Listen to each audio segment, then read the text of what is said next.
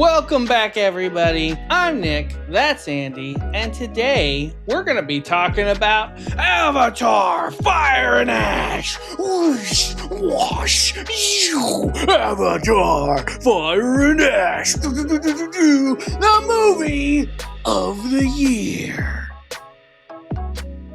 Or is it? Let's talk about that right now. I did not walk out of the theater hating it. I'm kind of meh on the whole Avatar franchise. That is not to say that this movie doesn't have major flaws. And taking all of that into account, I just couldn't ignore them. I gave it a 4 out of 10.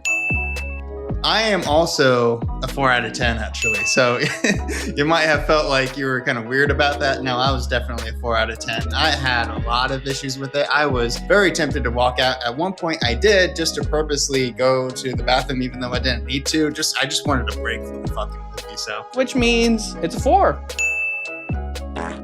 There's so many things that are just wrong with this film that we can't not talk about it. And the biggest draw for this film, for this franchise even, is their CGI. Always people are ranting, raving about the CGI. It was all over the place. One of the first things you're gonna see is that there is a glaring disparity between frames per second, because James Cameron intentionally, on scenes where they were like traveling or nobody was really talking, he would double the frames to give it this high-res look to it. But then you get to the part where people are actually doing stuff and your eyes are just like, whoa, and they're blurry and everything else just looks like shit in comparison. The CGI in this movie was well below par. I still think the first one did it best. I rewatched all this stuff, and the first one had real sets and it wasn't all blue screen or in the water. That really should have stuck there.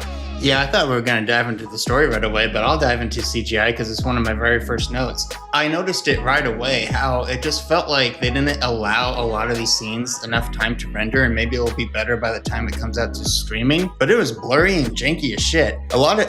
Every flying motion just felt like it was just floating in the air, not actually like flying and had some nice motion to it. Just felt like it was gliding and sliding. The fire also was, decent for fire, but you could tell what was real fire and what was CGI fire. I noticed the frames per second too. I'm glad that you mentioned it. I thought maybe I would be the only one to really notice something like that, but a lot of the frames per second, it seems like even in some of the shots, the characters might be in 1 frame per second and the CGI in the background's in a whole other thing, and that's where it looks like something's disconnected here. I noticed it a lot of in the water effects too. It felt like that's where they took their shortcuts, but that's what they're known for. So I was really confused by what they were trying to do. I agree that maybe the first one almost is actually better. I would think the second one is definitely better. One of my notes on here was just saying that I don't think there's actually been any sort of CGI advancement in this franchise in particular since the first movie. That's where I'm disappointed. I wonder if going to see this in like a Realty 3D kind of hides a lot of that, because those are blurry when you're not wearing the glasses. So I wonder if those glasses really help focus it in, and that's where they push that sort of, oh, you gotta see it in 3D, even though that's not really a thing anymore. Well, Maddie was actually even telling me that apparently a lot of people want to see it in 3D. I didn't hear a single word of this because I'm just so detached from social media these days, but I was shocked by that because 3D hasn't advanced in 20 years. It's the same blurry mess. You still see the red and blue lines on the screen. You see 3 images of the same person. 3D effect is cool for the first, 10 seconds of the movie, and then your eyes instantly adjust to it and you never notice it after that. So all you're doing is watching a really blurry movie after that. The next thing I want to get into is the consistency between the franchise and within this movie itself. The whole mask situation was literally made up for this movie. Not once was that ever talked about that these masks, these oxygen masks that the human characters have to wear, are running on a battery and not just unlimited. Nobody else runs into this problem. And that's like the first problem. There's a new screen on the mask, and it's like those visuals were not in any of the previous movies. The movie starts off with a whole bunch of made up stuff that It does not tie in with the previous movies at all. It's very random, very strange. I'm not sure that was the best approach to kickstart this storyline. I'll just put it at that. And it was really short-lived. Not to spoil anything, but it was also just very pointless. And the last thing I have to say about consistency is about the Sully family in general, particularly Jake and Neytiri. They are insufferable in these later two movies when they were the heroes of the first one. You had to root for them. You had to like them. I didn't like them at all in either of these two movies. And then to extend it beyond that, the Sully family is neither worse or better off at the end of this movie than they were at the end of Way of Water. All of that could have been erased, and they're at the exact same point in time. And no, you're diving into the story part that I want to talk about, man. That's where I was just going to transition to the story. Okay. I have to throw this out here because I've been holding it in for several days waiting for us to record this video.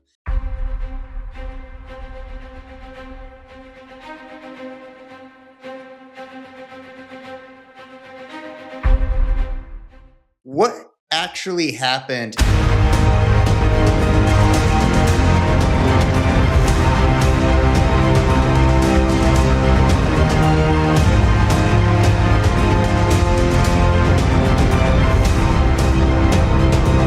What actually happened in the 3 hours and 15 minutes? Where are we today at the end of this movie than we were at the very beginning?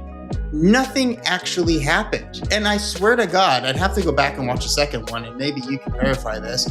I swear to God, it is the exact same storyline as the second movie. It's just told ever so slightly differently with some fire people who barely have any purpose in this movie at all. It's called Fire and Ash, and it is the most worthless title compared to what anything happened in this movie. I couldn't believe it. That's why I wanted to walk out. I'm like, this is the same fucking movie. And by the time it got to the end and ended the same fucking way, I was like, nothing happened. And it's one of those classic movies where the freaking random characters die within a single bullet hit to the freaking forearm, but a main character can take a shot to the heart and still live on and keep fighting and have no problems. It's one of those movies again. The movie franchise needs to have the guts to start killing off some characters and making us feel something. All they did was just take their characters and just make them incredibly dumb. I can't believe Jake. I thought he was the dumbest motherfucker I've ever met in my entire life. I wrote some words in here that I cannot say on YouTube, but I was just like, holy, what the heck is going on? Every decision was just out of nowhere. And maybe I'm gonna spoil this, but to just be randomly we gotta kill our son. And then the wife's just like, yeah, we do, don't we? Just out of nowhere, man. Right. I know. Shock, and guess what? They don't have the guts to do it. Oh, man, who would have thought?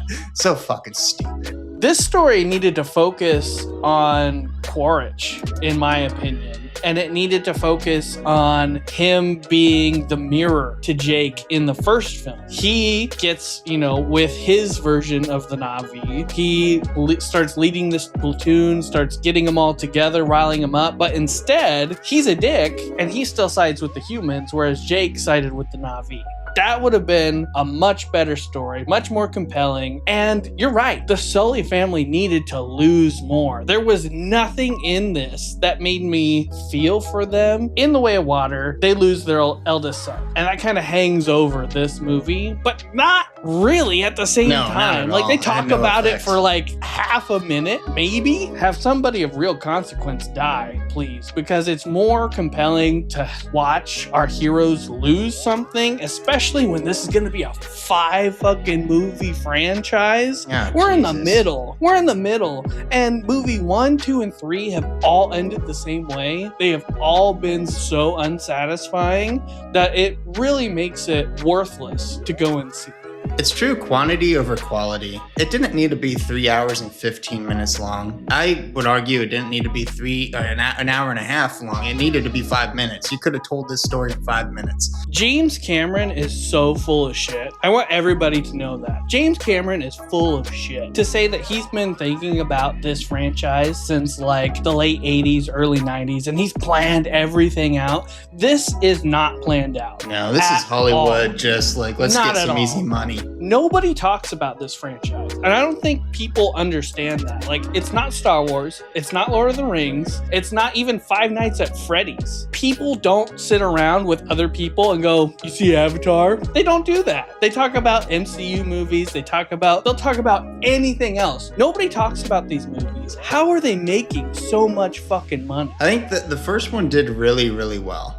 And because of that, they've been just able to market the rest of them just based on the success of the first one. But I'd have to look at the reviews. I don't know what else people are thinking about. And I feel like I'm in the minority when I say all the Avatar movies just suck, because I'm so tired, especially in this movie, when you're seeing military, like futuristic military fighter power, and you see some of the action, what they're able to do with the fire that they do show when they try to burn part of the village. They can cause some serious damage. This war and conversation could have been over in a freaking second if they wanted it to. It's the whole freaking military against what, maybe 100 of these soldiers that have like spears and bows and arrows, and yet we still struggle to be able to kill a single one of them. We can't capture a single guy against a 100-person army stranded on an island with some spears. It was just full of conversations that led to nothing. They were meaningless conversations. I'm like, what did we even talk about? That was just boring as hell.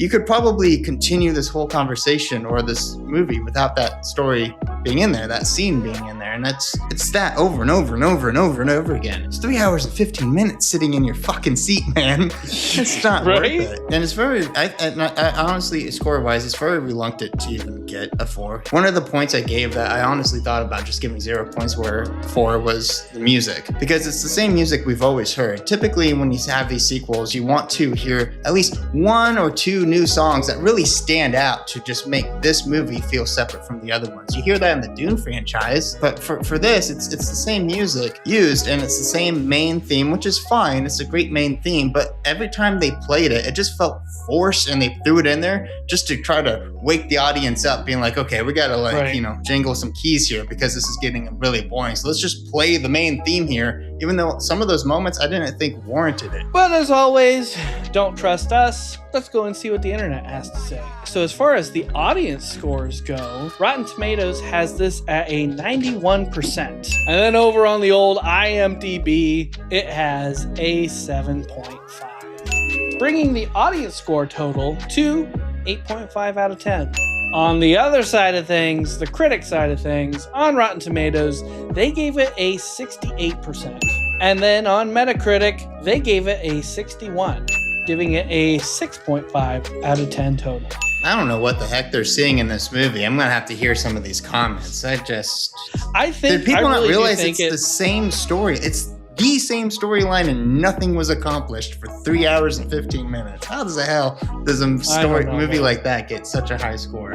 I think the spectacle of it all really distracts you from the substance or lack thereof. That's very fair. So we got to look at top audience, which it is what it is. There's a lot of just kind of generic bot type answers. Best movie ever, 10 out of 10, blah, blah, blah, you know? Yeah, sure.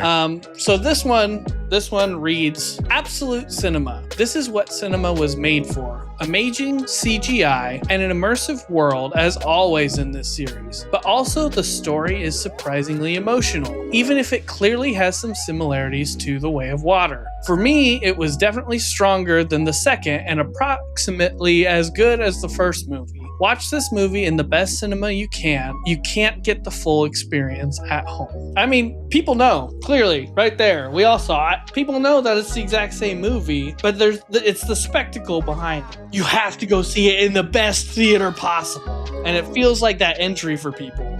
Yeah, I was gonna say this comment actually hit the nail on the head for how we're feeling. I just think their score is completely wildly out of nowhere because of it. I'm gonna call it now. Number 1, there's no way the Colonel's dead. Number 2, the fire mystic lady, she's gonna be pregnant with his baby anyway. I want to ask them one question before we go. Ready? Why did they stop giving a shit about unobtainium? Anybody remember what that is? Yeah, it's a dumb plot. It's a bad plot. So thank you for liking, commenting, and subscribing. Please make sure to watch our other videos. And remember, we're just 2 regular dudes doing regular reviews.